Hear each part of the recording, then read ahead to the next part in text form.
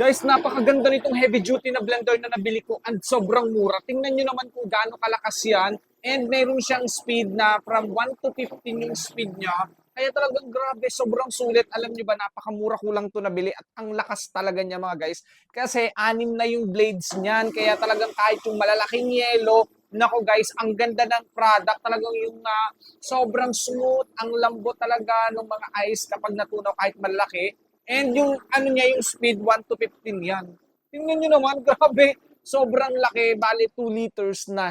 Ang dami mo nang magagawa ditong shake kahit ano pa. Nako guys, nakakatuwa. Sobrang sulit na itong blender na to. Sobrang mura kung namamahalan ka na sa 700. Eto, mas mura pa doon. Nakakatuwa. Tingnan nyo naman guys, oh. Yung level niya, yung speed niya hanggang 1 to 15 yan. Oh. Tapos, eto, meron pa din ditong ano, para naman sa turbo. Grabe, tingnan nyo naman yan mga guys. Oh, 'di ba? Sobrang lakas niya as in pang heavy duty talaga kaya sobrang sulit ng blender na 'to. Sulit na sulit kayo. So, ka-open ko pa lang yan. Tingnan nyo naman oh.